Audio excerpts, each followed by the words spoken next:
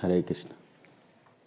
ओम अज्ञानतिमिरन्धस्य ज्ञानाञ्जनशलाकया चक्षुरुन्मिलितं येन तस्मै श्रीगुरुवे नमः। श्रीचैतन्यमनोभीष्टं स्थापितं येन भूतले स्वयं रूपकदा मह्यं ददाति स्वपदान्तिकं।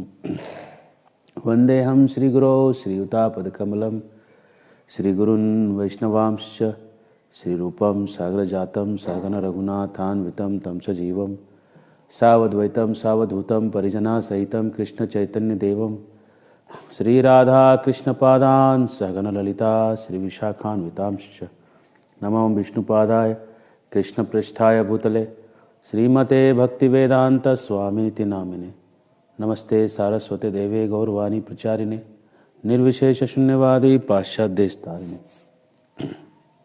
श्री कृष्ण चैतन्य प्रभु नित्यानंद श्री अद्वैत गदाधर शिवासादि गौर भक्तवृंद। हरे कृष्ण कृष्ण कृष्ण हरे हरे, हरे राम राम राम हरे हरे।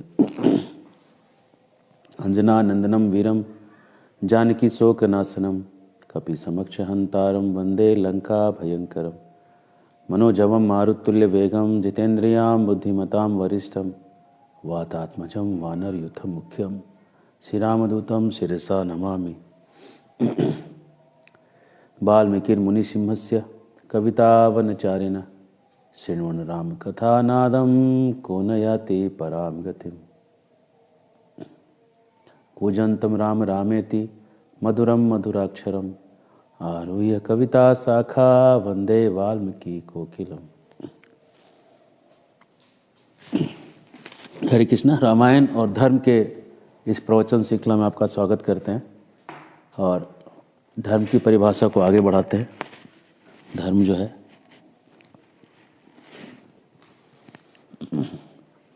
कल हम देखे भरत राम के पास आए मिलने के लिए, राम को राज्य वापस लौटाने के लिए, उनको राजा बनाने के लिए, लेकिन अभी तक वो बोले नहीं है इस बात को। अब वो बोलेंगे और उसके बोलने के पहले ही राम ने भरत को राज्य के चलाने के उपदेश दिए, जो कल हमने बताया था। राजनीति, राजा की नीति कैसी होनी चाहिए, राजा के मंत्री कैसे होने चाहिए, अमात्य सचिव कैसे होने चाहिए, और राजा के पास उनकी जो पत्नी है रानी कैसी होनी चाहिए, प्रजा से उसका रिलेशन कैसे होना चाहिए, वो सब जो है राज्य का जो नीति है ये बहुत ज़रूरी है। खास करके जिन लोगों को राजनीति करना है उनको राजा की नीति पता होनी चाहिए। नीति किन के ऊपर राजनीति होती है, और ये खास करके क्षत्रियों को बहुत जानना जरूरी है। प्रेरणम लालनम पोषणम प्रीणम, ये सब जो है, और इसके ऊपर हमने चर्चा किया था। तो हमने कल ये चैप्टर था इस अयोध्या कांड के 100वें चैप्टर से हमने डिस्कस किया, और अब हम 101 चैप्टर पे हैं। तो हम इस चैप्टर पे, अब भरत जो है राम के पास आए हैं, और राजनीति सुनने के बाद भरत जो हैं वो कहते हैं कि भैया जब मुझे राजा ही नहीं बनना है तो राजनीति मेरे किस काम का। आप तो नीति बता रहे हैं। राम एक्चुअली परीक्षा कर रहे हैं भरत का। भरत की परीक्षा में जैसे उसको पहले मिले तो कह सकते थे, कुछ भी कह सकते थे, लेकिन ये जो कह रहे हैं कि परीक्षा वाली बात कि तुम राज्य कैसे चला रहे हो, ठीक चल रहा है कि नहीं राज्य, ये कहीं से नहीं दिखा रहे कि वो दुखी हैं, ये कहीं से नहीं दिखा रहे कि वो राज्य चाहते थे, न है भी, अंदर से भी नहीं। तो कभी कभी ऐसा लोगों को लगता है कि जो परीक्षा लेते हैं ऊपर के लोग, वो जानबूझ के लेते हैं और उसमें कुछ स्वार्थ होता है। लेकिन हमेशा परीक्षा जो है कोई स्वार्थ से नहीं ली जाती। परीक्षा कभी कभी सामने वाले को परखा जाता है कि सामने वाला है क्या, बस इतना ही उसका काम है। राम बस भरत को परखना चाहते हैं कि भरत कैसा है। वो भरत से राज्य वापस नहीं चाहते। राम चाहते हैं कि भरत ही राजा रहे, लेकिन भरत के दिल में क्या है वो जानना चाहते हैं। और भरत अब कह रहे हैं, तो राम उसी को कह रहे हैं कि देखो तुम बलकल वस्त्र पहन के आए हो, चीर वस्त्र पहन के, जटा धारण करके आए हो, ऐसा तुमको नहीं आना चाहिए, है ना। इस तरह से करना तुम्हारा ठीक नहीं है। तो भरत कहने लगे कि हमारे पिताजी शोक से आतप्त होके स्वर्गवास चले गए।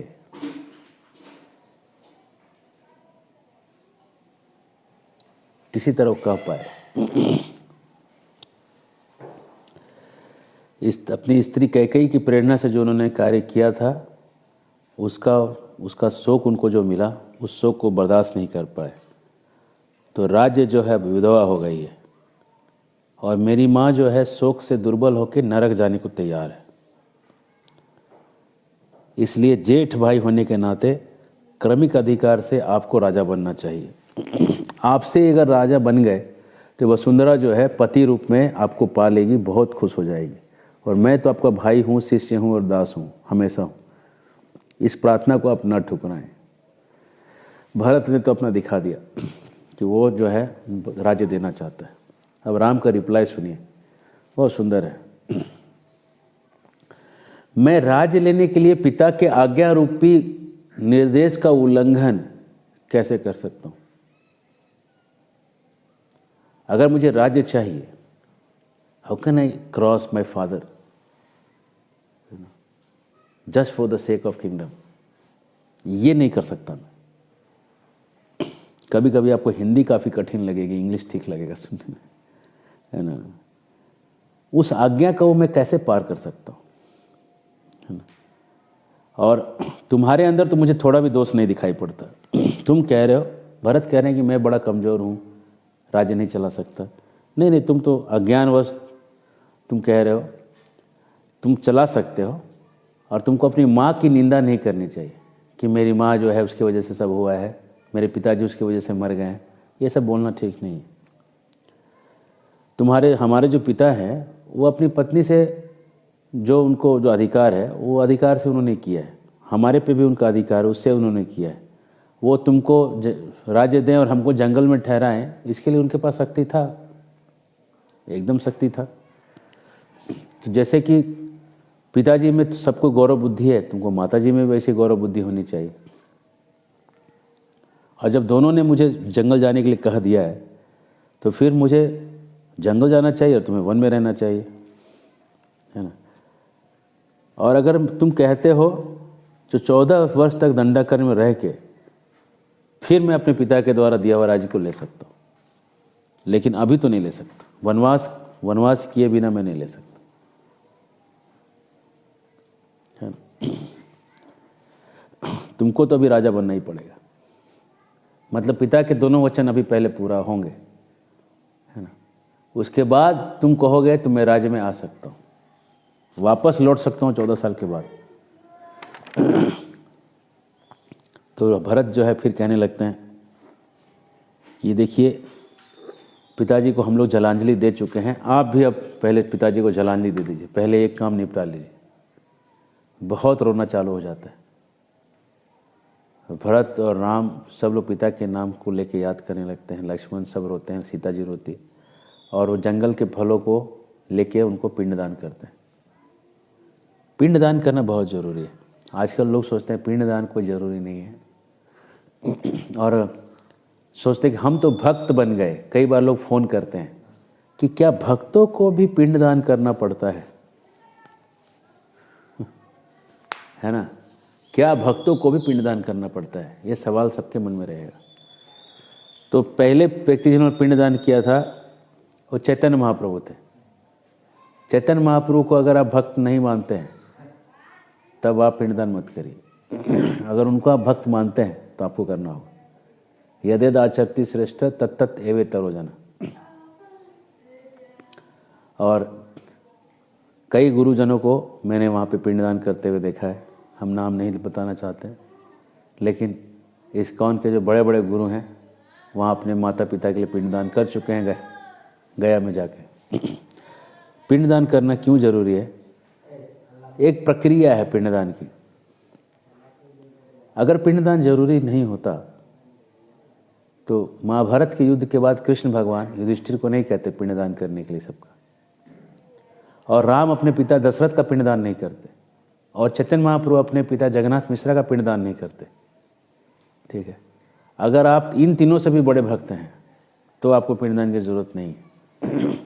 अगर आप उनसे छोटे स्तर पे हैं, है ना, अगर आप सीधा आर्यामा को बोल सकते हैं कि भाई हमारे पूर्वज हमको दे दीजिएगा, अगर आप उस लेवल पे हैं तो आपको जरूरत नहीं। हाँ, शास्त्र किसके लिए कहता है पिंडदान कौन नहीं करे तो चलेगा? कोई सन्यास ले ले, करोड़ों पितरों का वो उद्धार कर देता है, करोड़ों जन्म, करोड़ों जो वंश उसके वंशज आए हुए हैं वो सबका उद्धार कर देता है अगर वो कोई सन्यास ले लेता है। सही सन्यासी कोई बन गया तो उसके करोड़ों पितर का उद्धार हो जाता है ना। लेकिन मैंने तो देखा है कि ऐसे सन्यासी लोग भी जाके पिंडदान करते हैं, क्योंकि लोगों को सिखाना है। कृष्ण भगवान कहते हैं कि दो तरह से लोगों को जीना चाहिए, एक है लोगों के लिए, एक है खुद के लिए।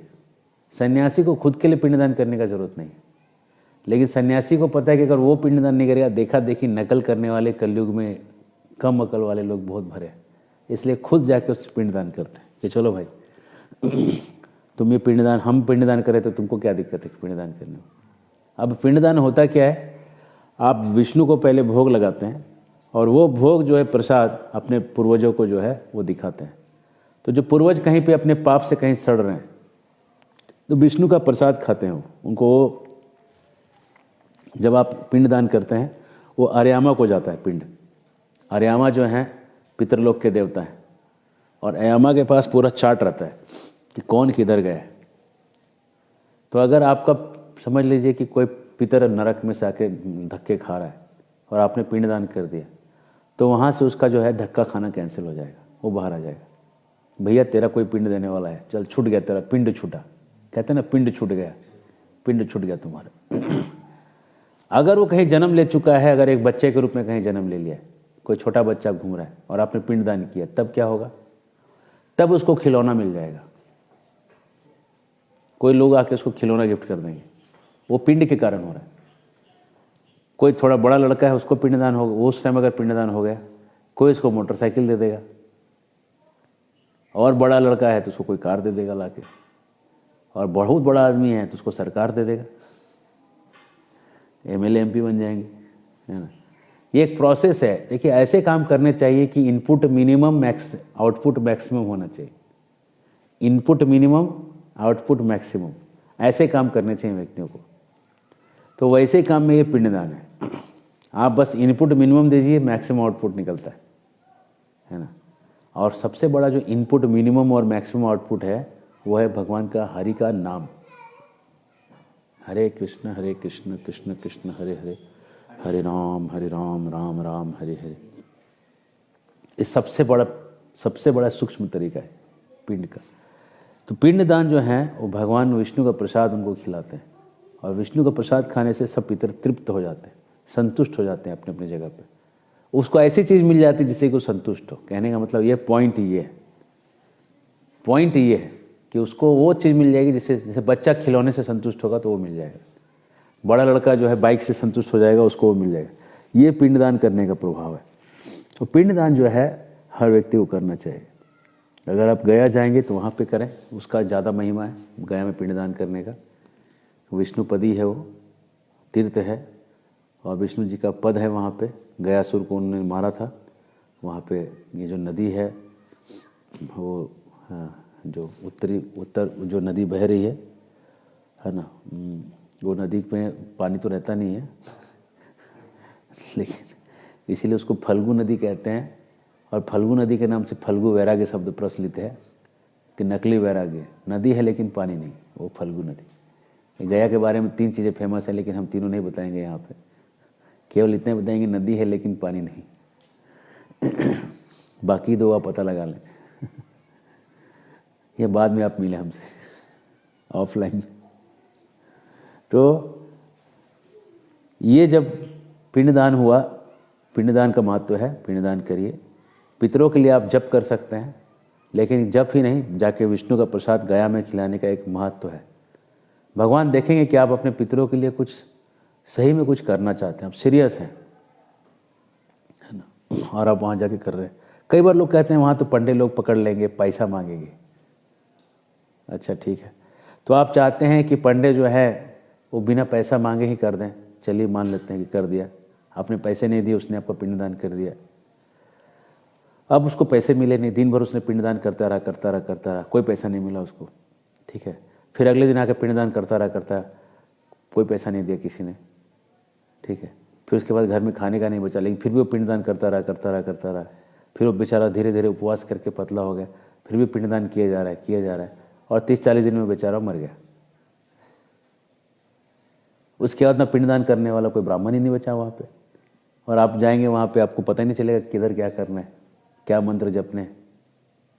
संस्कृत तो पढ़े नहीं, है ना। जिसने पढ़ा था उसको आपने पैसे नहीं दिए, बेचारा भूख से मर गया। फिर क्या हुआ? फिर आप जाके करोगे क्या? आपके पितरों का पिंडदान कौन करेगा, है ना। तो ये जो है आपके बिहाफ पे पंडित करते हैं। तो आप जब धर्म क्षेत्र में जाते हैं, आपको खुले हाथ से दान करना चाहिए। लोग जाते हैं, फ्लाइट लेके गया, हवाई जहाज से हजारों लाखों रुपया खर्च होता है, उससे पूरा परिवार जाता है। उसके बाद वहाँ कपड़े खरीदते हैं, वो 1000, 10,000, 20,000 रुपये के कपड़े खरीदते हैं लोग वहाँ जाने के लिए। वहाँ जाके पिंडदान करने के लिए सामान जो खरीदते हैं वो 10-20 हज़ार का सामान आ जाता है, 1000।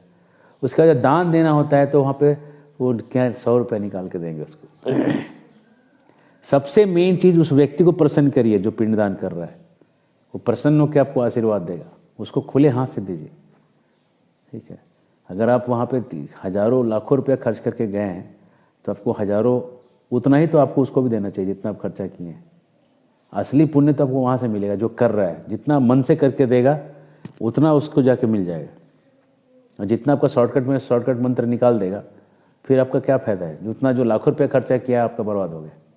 उससे अच्छा है कि आप कम खर्चा करके जाइए और ज़्यादा उसको दीजिए, जिससे कि वो एकदम खुशी खुशी प्रसन्नता से अच्छे से आपका जो है पिंडदान करा दे, है ना। हरे कृष्ण।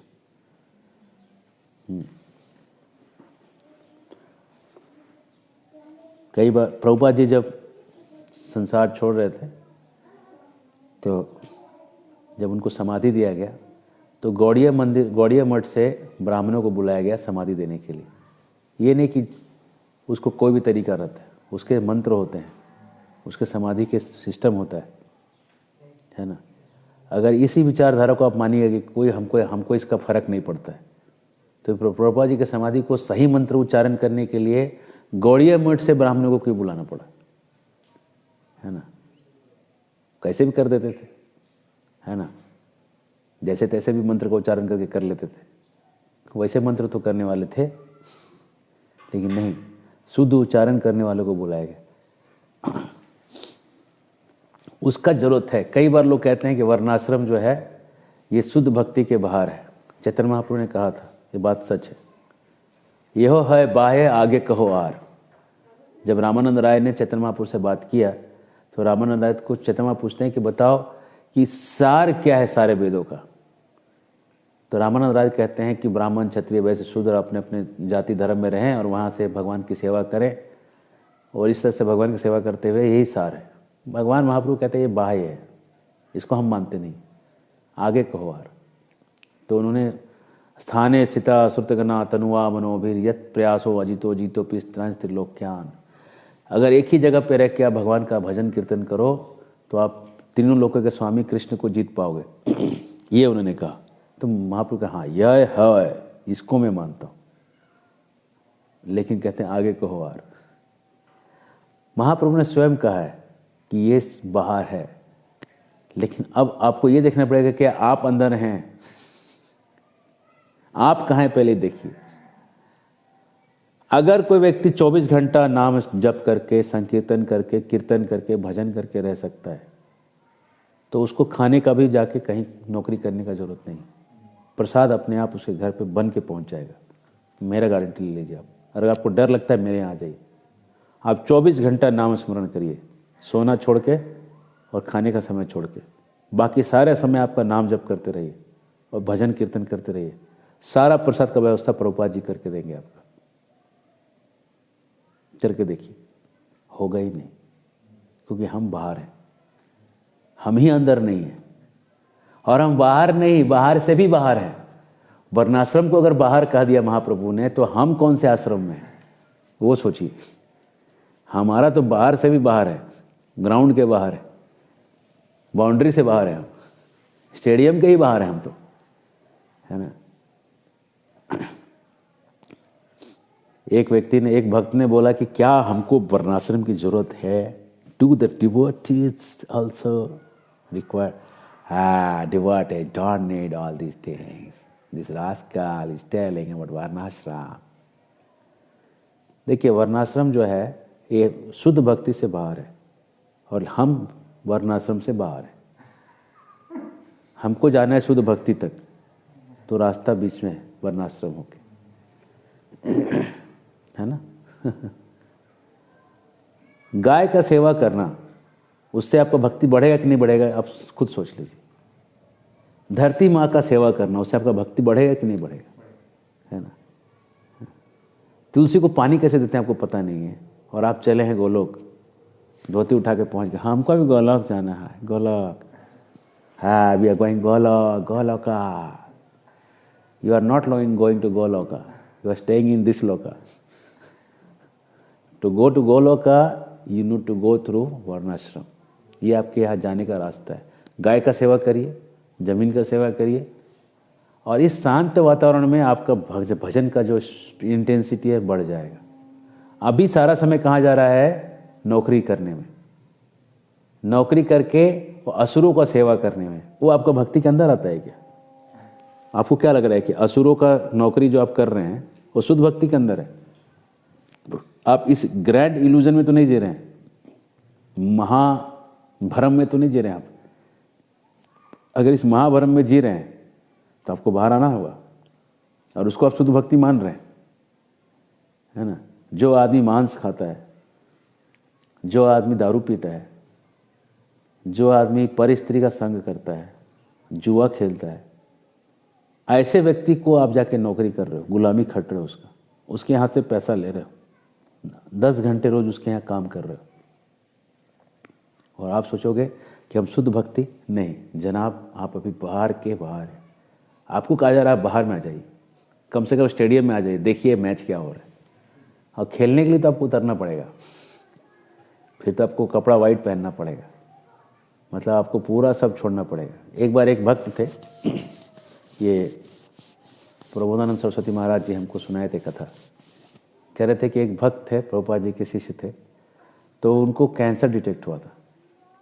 तो कैंसर जब डिटेक्ट हुआ तो वो प्रभुपाद जी के पास आकर, गुरुदेव मुझे कैंसर डिटेक्ट हो गया, बचा लीजिए, मैं मर जाऊंगा। तो प्रभुपाद ठीक है, मायापुर में उसको बोले, मायापुर का घटना है, मायापुर में आया था, तो उसको बोले तुम यहीं रहो, गंगा जी का पानी पीना और कोई पानी मत पीना, और दिन में एक टाइम महाप्रसाद खाना,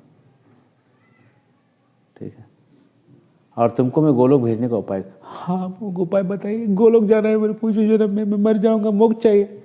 तो 128 माला रोज जप करना, chant 128 rounds every day. Prabhupada ने उसको बाबा जी दीक्षा दे दिया, 128 माला का वो ले लिया उसने। दिन में उसको एक टाइम महाप्रसाद, राजभोग का प्रसाद आता था, तो पूरा फुल प्लेट भर के, और दिन में एक ही बार खाना था उसको, गंगा जी का पानी पीना था। यही क्राइटेरिया था। चालू किया उसने करना, एकदम डॉक्टर ने कह दिया था 6 महीने में तेरा कैंसर फैल जाएगा, तू मर जाएगा। वो करता रहा, 6 महीने में कुछ ना हुआ। वो देख रहा भाई कुछ कहीं से कुछ फूटेगा, एक इधर से कुछ निकलेगा, उधर से कुछ होगा, कुछ नहीं। 6 महीना हो गया, 128 माला करना तो लगा रहा, करता रहा, उसको बड़ा अच्छा लगा कि कुछ वर्क हो रहा लगता। तो और 6 महीना किया, फिर सोचा अब कुछ होगा।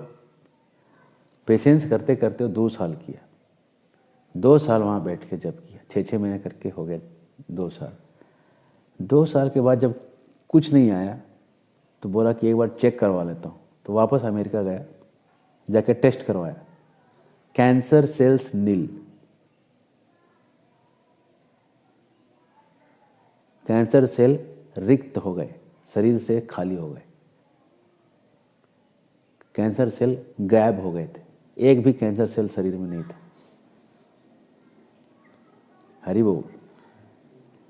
अब वो आए वापस प्रभुपाद जी के पास, बोला गुरुदेव एक कृपा करिए, वो हमको 128 वाला जो है छोड़ दीजिए, तो 16 वाला फिर से कर दीजिए वापस, हमसे समझेगा नहीं, संभलेगा, वो उतना होता नहीं। प्रभुपाद बोले तुम नालायक लोग, तुम लोग 16 के ही लायक, 128 देख के हम ही गलती किए। हम लोग अभी बाहर के बाहर हैं भाई, अभी हमको आना है बाहर। हम वो 128 वाला जिस दिन आप कर सकते हैं ना, उस दिन आप कह सकते हैं कि आप शुद्ध भक्ति के रेंज में हैं। जो बाबा जी दीक्षा होता है वो 128 माला वाले को करते। प्रभुपाद जी ने एक को दिया था, पहला था उनका और आखिरी था, उसके बाद किसी को नहीं दिया और पहले भी किसी को नहीं दिया था, है ना। स्वाद है नहीं उतना, उतना कैपेसिटी, उतना लेवल है नहीं। तो जिस लेवल पे हैं उसको एक्सेप्ट करिए। और अभी अगर आप जमीन पे लौटेंगे, असली बीज, असली घी, असली दूध, असली स्वास्थ्य जब आपका सही रहेगा, अपने आप स्वतः आपका हरिनाम में रुचि बढ़ेगा, भगवान की सेवा में आपकी रुचि बढ़ेगी। एक वातावरण हमको लगता है, शुद्ध भक्त को कोई वातावरण नहीं लगता। शुद्ध भक्त कहीं भी स्थिति में जाके भक्ति कर सकता है, लेकिन एक बद्ध जीव को एक वातावरण लगता है जिसमें भक्ति कर पाए, उसके बिना उसकी भक्ति बड़ा उसको डिफिकल्ट होती है। और वर्णाश्रम व्यवस्था जो है, वन में रहना, गांव में रहना, खेती करना, गाय की सेवा करना, इस वातावरण में देख के स्वाभाविक रूप से गाय को देख के कृष्ण याद आएंगे। खेती सूख जाइएगा तो ठाकुर जी को जाके खिलाइएगा, है ना। और चूंकि आपने शहर वाला कुछ उपजाया नहीं, आपने ऑनलाइन में ऑर्डर कर दिया और सीधा आपके घर पे डोर डिलीवरी हो गया, है ना, और उसको आपने उसको बना के कुकिंग कर दिया और उसको वहाँ ठाकुर जी को भोग लाया, आपको वो फीलिंग नहीं आएगा। जो फीलिंग अगर आप उगा के अगर आप बना के खिलाते थे तो जो फीलिंग आता था वो फीलिंग इसमें नहीं आएगा, ऐसा है।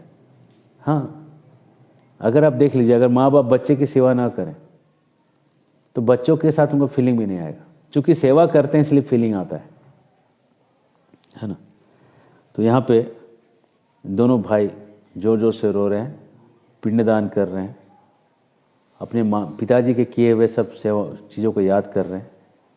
और उसके बाद देखने के बाद वापस दोनों आते हैं और आके बैठते हैं। और अब इस समय तक सारी माताएं आ गई हैं, मुख्य लोग आ गए हैं वहाँ पे। सब लोग मिलकर बड़ा एक सम्मेलन हो रहा है उस जंगल के पर्णकुटी के सामने, मंदाकिनी नदी के तीर पे किनारे। मंदाकिनी नदी के पश्चिम तट पे है उनका जो घर है, आज भी आप जाके देख सकते हैं। और वहाँ पे एक सम्मेलन चल रहा है कि अब क्या होगा आगे। और लोग फिर कहना चालू करते हैं। भरत कहते हैं, भैया पिताजी ने ये राज्य मुझे दिया था, मैं ये राज्य अगर आपको सेवा में देता हूँ तो आप इसका उपभोग तो कर सकते हैं, है ना। जैसे कि अगर बांध टूट जाए तो उसको कोई रोक नहीं सकता है, वैसे ये राज्य संभालना मेरे लिए वैसे टूटा हुआ बांध जैसे, इसको हम नहीं संभाल पाएंगे। जो काम घोड़ा कर सकता है गधा नहीं कर सकता, जो काम गरुड़ कर सकता है गोरैया चिड़िया नहीं कर सकती, वैसे ही जो काम राम कर सकते हैं भरत नहीं कर सकता, है ना। जैसे फल की इच्छा के लिए अगर आप पेड़ लगाइएगा, उसमें पानी डालिएगा तो एक दिन फल आता है, पाल पोस के बड़ा करिएगा फल आता है। तो फल जो आता है उसको खाने के लिए आदमी फल लगाता है। तो दशरथ ने पेड़ लगाया था राम का कि आगे जाके राज्य चलाएगा, उसको पानी डाला था, उसको बड़ा किया था, अपने गोद में लेके कि बड़ा हो कि ये खेलेगा खाएगा, आगे ताकतवर बन के राज्य संभालेगा। इतना जो अरमान से आपको बड़ा किए थे, और बड़ा करने के बाद आपका फल तैयार हो गया है, तो उसका भोग भी तो राजा दशरथ को करने दीजिए। वो राज्य लेके उनके अरमान को तो पूरा करिए, है ना। और आप लौटेंगे, हाथी सब खुश हो जाएंगे, घोड़े खुश हो जाएंगे, लोग खुश हो जाएंगे, माँ खुश हो जाएगी, मैं खुश हो जाऊंगा, सब खुश हो जाएंगे। चलिए, कितना अच्छा लॉजिक दिए हैं लौटाने के लिए। राम क्या कहते हैं सुनिए, कहते हैं देखो भाई भरत भाई क्या है तो सुनो, ईश्वर की इच्छा के सामने हम और तुम स्वतंत्र नहीं है। जितना भी चीज का संग्रह करो, जमा करो दुनिया में, उसका अंत विनाश है। ये नियम है संसार का। आप करोड़, 10 करोड़, 100 करोड़, 1000 करोड़, लाख करोड़ जमा करिए, है ना, वर्ल्ड बैंक में जाके पैसा जमा कर दीजिए, स्विस बैंक में पैसा जमा कर दीजिए, वो अंत उसका विनाश है, अंत में उसका विनाश तय है। ये नियम है, आज नहीं हुआ है तो होगा, ये विनाश उसका तय है ना। उन्नति जो है उसका अंत पतन है। कोई बहुत बड़ा बन रहा है तो उसका अंत क्या है? पतन, वो गिरेगा। और संजोग का अंत वियोग है, ये दुनिया का नियम है। मिलिएगा जाके किसी आदमी से संजोग, उसका अंत वियोग होगा ही होगा, टूटना ही है। Breakup is confirm. और जीवन का अंत मरण है। जैसे पका हुआ फल का एक ही डर है कि वो कब गिर जाएगा, वैसे ही आदमी का एक ही डर है, जितने लोग जिंदा हुए उनका एक ही डर है कि कब वो पके फल के जैसे टूट के गिर जाएंगे, मर जाएंगे, कनेक्शन टूट जाएगा उनका, है ना। जैसे बढ़िया खंभे वाला मकान भी पुराना बिल्डिंग होने के बाद वो खड़खड़ा के जो है वो धड़धड़ा के गिर जाता है, वैसे ही मनुष्य जो है बुढ़ापे के वश में आके एक दिन चले जाते हैं।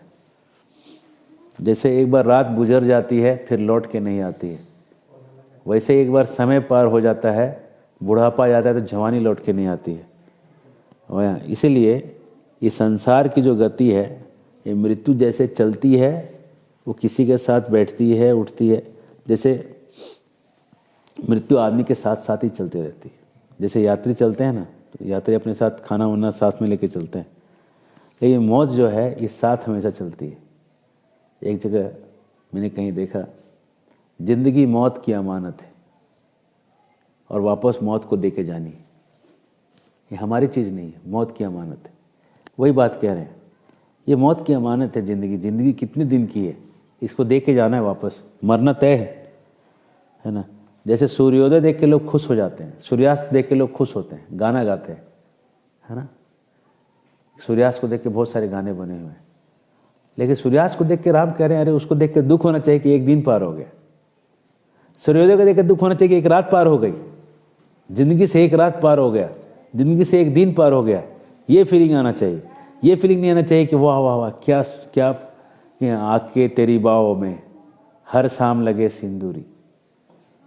वो शाम को देख के जो फीलिंग आ रहा है, उसको देख के फीलिंग आना चाहिए बाप रे बाप पूरा दिन पार हो गया, ये दिन वापस नहीं आ सकता। ये राइट फीलिंग आना चाहिए वहाँ पे। तो जब कोई भी प्राणी इस जन्म मरण के नियम को उल्लंघन नहीं कर सकता, तोड़ नहीं सकता, मृत्यु को कोई टाल नहीं सकता, तो फिर जीवन में आदमी पाप क्यों करे, धर्म क्यों ना करे, है ना। तो वही कह रहे हैं कि इसलिए मैं अपने आचरण में लोभ करूंगा तो धर्म का, और मेरे मन में कोई लोभ नहीं है, बस एक ही लोभ है, धर्म। धर्म कहाँ से मैं और करूं। भरत जो हैं, तो भरत कहते हैं कि आपके अलावा कौन ऐसी बात कहेगा, इतना बढ़िया बात और कौन कह सकता है ना। लेकिन मेरा बात सुने हैं कि बुढ़ापे में सबका दिमाग जो है खराब हो जाता है। लगता है पिताजी के साथ भी यही हुआ था, मोहित हो गए थे। वही लोकोक्ति है कि बुढ़ापे में आदमी का दिमाग घूमने लगता है, और वो क्रोध में मोह में आके उन्होंने कुछ वचन लिया। इसको आप क्यों सीरियसली ले रहे हैं? ये धर्म का बात तब होगा ना जब वो सही मन से बोले होंगे। बुढ़ाए थे, कुछ बोल दिए बुढ़ापे में, इतना टेंशन मत लीजिए। पिताजी का जो भूल है उसको आप ठीक कर सकते हैं, बेटा ही ठीक करेगा ना बाप का भूल, तो आप ठीक करिए। बाप जो गलती किया है, बाप गलती करके चले गए, गलती किए समझिए, है ना। और आपके बिना तो राज्य छोड़ दीजिए, मैं जिंदगी नहीं संभाल सकता हूँ, अपने आप को संभाल नहीं सकता हूँ, राज्य क्या संभालूंगा, है ना। अगर आप मेरी प्रार्थना को ठुकरा के बन जाएंगे तो मैं भी आपके साथ जाऊंगा। नहीं तो आप एक प्रतिनिधि भेज दीजिए, मेरे को भेज दीजिए प्रतिनिधि बना के, मैं चला जाऊंगा जंगल में आपका प्रतिनिधि बन के, वहाँ जंगल में रहूँगा। जब ऐसा माथा टेक दिया अपना भरत, पैर पे रख दिया राम के कि ये तो आपको मानना ही पड़ेगा, चरणों पे सर लगा के रो, बस कह के बैठे।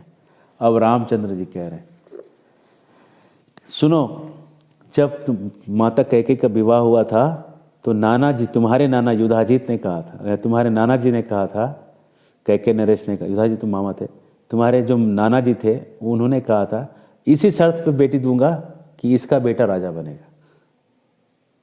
तो पिताजी ने उनको प्रॉमिस किया था, तो पिताजी का वचन वहाँ भी था। और देवासुर संग्राम में कैकेयी ने पिताजी को बचाया था, और पिताजी ने फिर से उनको जो है प्रॉमिस किया था 2 वर देने का। तो जब पिताजी को अगर हमको सच्चा करना है, उनको स्वर्गलोक दिलाना है, तो इसका मानना पड़ेगा। अगर हम नहीं मानेंगे तो पिताजी जहाँ गए वहाँ से गिर जाएंगे, क्योंकि वो ऐसा बेटा पैदा नहीं कर सके जो उनका बात कहा पूछा सुन सके, है ना। और मेरा यहाँ कोई प्रतिद्वंदी नहीं है। जंगल में मेरा कौन है? जंगल में मेरे को किसी से कंपटीशन ही नहीं है। मैं अकेला यहाँ राजा हूँ, है ना। यहाँ का कोई दूसरा है नहीं। तो तुम दशरथ को ऋण से मुक्त कर दो भाई, है ना, और नरक से निकालो, नहीं तो नरक चले जाएंगे। तो अब जो है जाबाली ऋषि आ जाते हैं वहाँ पे, और जाबाली ऋषि आके कहते हैं, सुनो राम, संसार में हमेशा वर्तमान को देखना चाहिए, live in the present moment. आजकल के मोटिवेशनल गुरु के जैसे थे जाबाली गुरु। Live the present, don't brood on the past, don't contemplate on the future, come on, enjoy man, enjoy. Jabali कहते हैं, अरे कल किसने देखा है, मर जइहन जी तो का खइहन घी।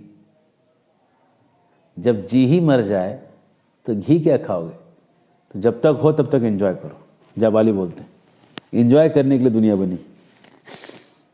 और अभी तुमको राज्य मिल रहा है, तो सामने जब राज्य मिल रहा है, ये तुम्हारे गोड़ पे गिरा हुआ है, तो ले लो। इतना क्या तुम लोग परलोक सरलोक कर रहे हो बैठ के? Come on man, come on, be practical, take it, just do it, don't think so much. तो जस्ट डू इट वाले देख लें।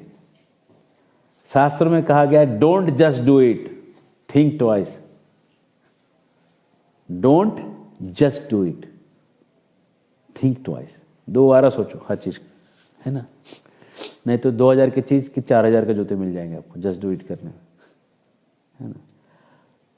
जब उन्होंने ये कहा कि अरे आगे कुछ नहीं, अगला जन्म, क्या तुम लोभ, धर्म का लोभ बता रहे हो? अरे इस जन्म का पहले देखो जो सामने हाथ में है। तो अब राम बोलना चालू करते हैं कि आप कहते हो बड़ा, लग तो रहा है बड़ा, देख के बड़ा बढ़िया बात बता रहे हैं, लेकिन पूरा का पूरा अधर्म बता रहे हैं। आप कह रहे हैं कि अगला जन्म ही नहीं है। आप कह रहे हैं कि धर्म करने से कोई फायदा ही नहीं है। अगर मैं अधर्म करूंगा, वर्तमान की आप बात कर रहे हैं ना, मैं अगर अभी अधर्म करूंगा और अगर पिताजी का राज्य ले लूंगा, मेरा देखा देखी पूरे दुनिया के लोग अधर्म करेंगे। तो राजा ही ऐसा कर रहा है,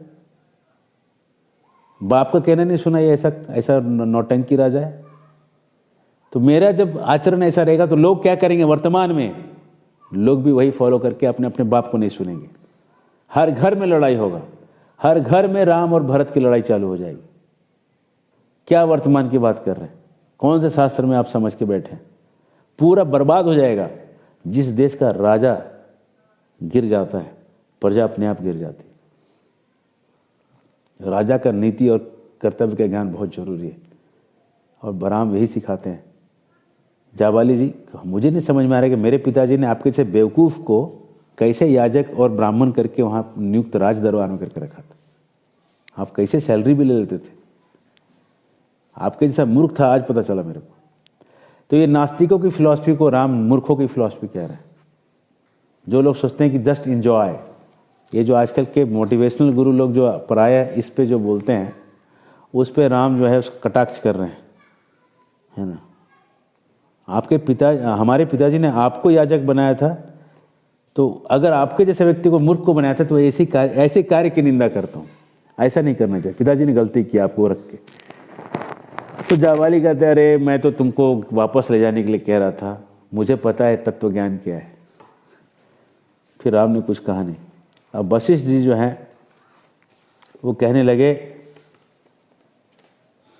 कि हाँ, हालांकि तुम्हारे कुल में हमेशा बड़ों को राज्य दिया गया है, यही कुल की परंपरा है। और हर जगह का उन्होंने आदेश करके दिखाया कि बड़े को मिलना चाहिए, तो तुम बड़े हो इसलिए तुमको ही राजा बनना चाहिए। तो कई बार लोग सवाल करते हैं कि वशिष्ठ तो राम के गुरु थे, तो गुरु का बात राम ने क्यों नहीं माना? पिता का बात माना, गुरु का बात नहीं माना। चलिए थोड़ा इस पे देखेंगे और यही आखिरी चीज़ होगा जो हम देखेंगे यहाँ पे कि गुरु का बात को राम ने क्यों नहीं माना, जबकि गुरु जी ने कहा था कि राज्य ले लो। गुरु कई प्रकार के होते हैं। राजनीति सीखने जाएंगे तो राजनीति के गुरु होते हैं, ब्रह्म ज्ञान सीखने जाएंगे तो ब्रह्म ज्ञान के गुरु होते हैं, धनुष विद्या सीखेंगे उनके गुरु होते हैं, मिसाइल सीखने जाएंगे तो वहाँ मिसाइल वाले गुरु होंगे, है ना। हर चीज़ के गुरु होता है। वशिष्ठ जी जिस क्षमता में थे राम के, वो क्षमता था उनका राजगुरु का क्षमता था, राजगुरु के कैपेसिटी में थे वहाँ पे। और राजगुरु कैपेसिटी मतलब वो फ्रीलांसिंग नहीं थे। फ्रीलांसिंग मतलब अपना एक मठ होता है, उसमें जो लोग आगे पढ़ने के लिए, वैसे गुरु नहीं थे वशिष्ठ। वशिष्ठ थे राजगुरु, जैसे द्रोणाचार्य भी राजगुरु थे। द्रोणाचार्य ने एक ही गलती किया था जीवन में कि वो राजगुरु बन गए थे। अगर वो अपना आश्रम खोल के गुरु आश्रम खोले होते तो उनको कभी दुर्योधन के साथ लड़ने की जरूरत नहीं पड़ती थी। और अगर दुर्योधन के साथ नहीं लड़ते तो अपनी ज़िंदगी में जान नहीं गंवाते थे। अपना जान इसलिए गंवाए कि उन्होंने राजगुरु का पद स्वीकारा था, और राजगुरु कारण उनको राज युद्ध में राजा के साथ लड़ना पड़ा था। हरे कृष्ण। इसलिए ये गलती नहीं करना चाहिए। जैसे आप इंस्टीट्यूशन को इंडिविजुअल से ऊपर समझ लेते हो, तो आप एक दिन आपका जो इंस्टीट्यूशन है आपको गलत काम पे लगा देगा। इसलिए एक हमारे वरिष्ठ प्रभु हैं, कहते हैं गोविंद प्रभु, कि individual success is institutional success, individual success is institutional success, but institutional success is not individual success. एक व्यक्ति की सफलता उसकी संस्था की सफलता है, इन संस्था की सफलता व्यक्ति की सफलता नहीं। समझिए बात। तो जब ये वशिष्ठ मुनि जो थे राजगुरु के पद पे थे, राजगुरु होने के कारण वो राजा के अधीन थे, राज आज्ञा के ऊपर नहीं थे। और चूंकि राज आज्ञा थी कि वो वन में जाएं, और राज आज्ञा थी कि वह भरत को राजाभिषेक हो, इसलिए राजगुरु को कहते हुए राज आज्ञा को गलत या सही साबित करना है। अगर वो गलत साबित कर दे राज आज्ञा को तो बात अलग है, लेकिन वो वशिष्ठ वो बात को गलत साबित नहीं कर पा रहे कि राज आज्ञा कैसे गलत हो सकती है यहाँ पे। और इसलिए राम का वशिष्ठ को काटना युक्ति संगत है। मर्यादा पुरुषोत्तम मेरे राम, कभी भी उन्होंने युक्तियों को काटा नहीं है, कभी भी उन्होंने प्रमाणों को कट नहीं किया। और इसलिए वहाँ से ये उन्होंने वशिष्ठ के बात को भी ठुकरा दिया है कि ये बड़ा लड़का ही जो है राजा बनेगा, इसलिए वो राजा बनने का जो है वो भी। तो इसके बाद सुन के भरत जो है वो धरना देने के लिए तैयार हो गए। आखिरी उपाय, फाइनल, आमरण अनशन करूंगा मैं, चलिएगा कि नहीं। भरत बैठ गया आमरण अनशन करने के लिए। राम बोले, सुनिए राम क्या बोलते, सुनो भरत, ये आमरण अनशन जो है पंडित जी वाला काम है, ये क्षत्रिय लोग ऐसा नहीं करते। ये आजकल जो धरना वरना देते हैं ना, दिल्ली में धरना दो, ये करो वो करो, ये सब क्षत्रिय लोग नहीं करते। क्षत्रिय होंगे ना धरना नहीं देंगे, जाके सीधा कॉलर पकड़ के दो रट रट बजाएंगे, ठीक है, देता कि जाता है ना। तो महाराष्ट्र में एक जगह मैंने बोर्ड देखा था, है ना, गन्ने भाव देता कि जाता, गन्ने का भाव दोगे कि जाओगे, सरकार छोड़ोगे। तो ये जो क्षत्रिय का भाव है, तो क्षत्रियों का भाव जो है ये आमरण अनशन का नहीं है। ये कहते भरत जो खड़े हो गए, जैसे सुना कि क्षत्रिय का भाव नहीं है, ये हमने गलत किया कुछ। वो राम को अप्रसन्न करना नहीं चाहता कोई, ना तो बाप रे बाप, इनको राम के अप्रसन्नता से बड़े डरते हैं लोग। और फिर ऋषि लोगों ने भरत को सलाह दिया कि तुम राम के अनुसार आज्ञा अनुसार लौट जाओ, ठीक है, जब इतना तुमको आज्ञा दे चुके हैं तो अब इससे ज़्यादा मत करो। उसके बाद भरत जो थे श्री राम के चरणों पे गिर पे फिर से चलने का प्रार्थना करते हैं, और श्री राम फिर से उनको समझा बुझा के बोलते लौट जाओ। अब भरत जो है एक सोने का पादुका लेके आते हैं, कहते हैं कि मैं तो नहीं, आपकी पादुका ही राज्य संभालेगी, हमसे नहीं संभलेगा, और ये पहन के हमको दे दीजिए।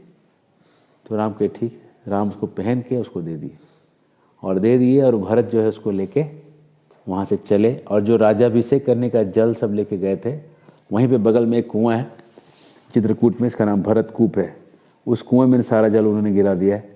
आज भी उस कुएं में आप जाके स्नान कर सकते हैं, आपको सारे तीर्थों के जलों में एक साथ स्नान करने का फल मिल जाएगा। भरतकूप धाम है। और जब चरण पादुका दे के विदा करते हैं, उसके बाद क्रम से उन्होंने जन समुदाय को विदा किया, गुरु को विदा किया, मंत्रियों को विदा किया, प्रजा के और भाइयों को सबको विदा करके सबको विदा कर दिया। और सब माताओं को प्रणाम करते हुए रोते हुए अपने कुटिया में वो चले गए और सब लोग विदा होकर निकल गए। और उसके साथ